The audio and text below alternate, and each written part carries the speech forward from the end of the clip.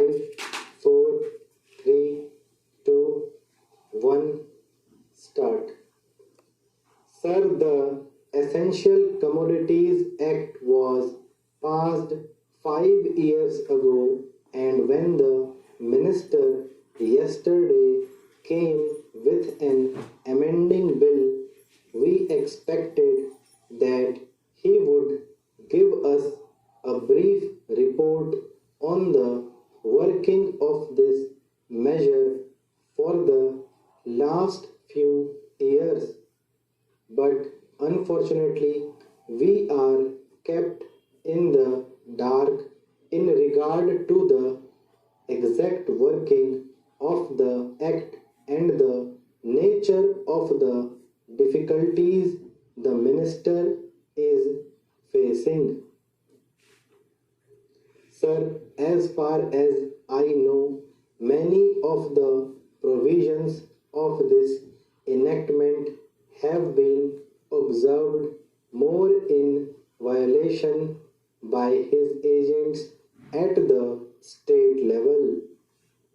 The food minister may be very earnest, may be very able, and may be very anxious to see that the various provisions of the act are implemented in the most effective manner at the state level, but unfortunately, his agents at the state level are not equally enthusiastic or equally anxious to observe the provisions of this enactment.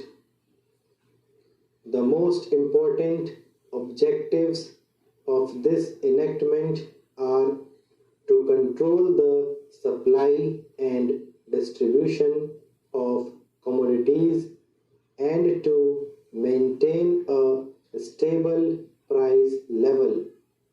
In regard to both these aspects, I am afraid that the government has failed to realize the objectives in view.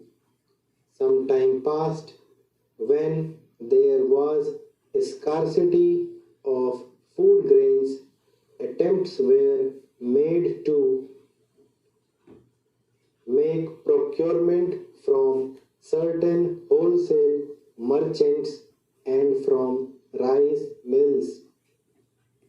In my own state, I know of many instances of such procurement where, after making known that certain things had to be done and certain steps had to be taken by the merchant community, nothing was done later on by the government when they found that these very orders of the government were violated. As a result of the violations, there was a consequent rise in the prices of food grains. In respect of other commodities like iron and steel, paper, etc., we see a lot of speculative activities, but the provisions of the Act have not been brought to bear on them.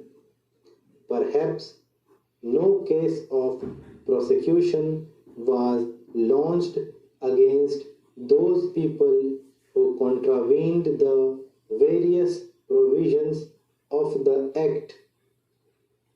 We are interested to know in how many cases the government have taken steps to prosecute individuals who have violated the various sections of the Act. The minister said that the powers under the Act were not adequate. We sympathize with the food minister, but I want to know what action has been taken in this regard by the various state governments.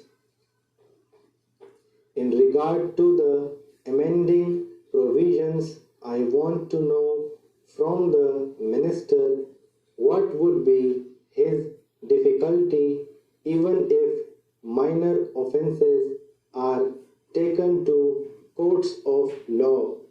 For instance, the Motor Vehicles Act deals with the various offences, both major and minor, and various minor offences under the Act are taken to courts and people are prosecuted. What is the difficulty in taking these cases of a minor nature to courts of law? There, the people will have some safety that they will get a hearing, and if the offences are really offences, then they would be prosecuted. Otherwise, they will be acquitted. Here, the minister says that there should be a security deposit. If there is a violation of a particular provision of the enactment, then the executive authority will have the power either to confiscate a part of the amount or the whole of the amount. We are clothing the executive authority with more powers.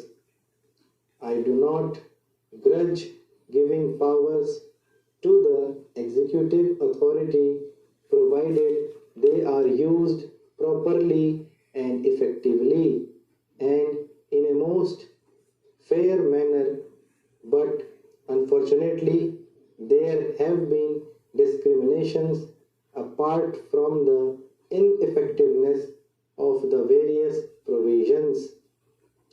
Wherever these provisions were used, there had been discriminatory use of these provisions against a few or in favor of a few.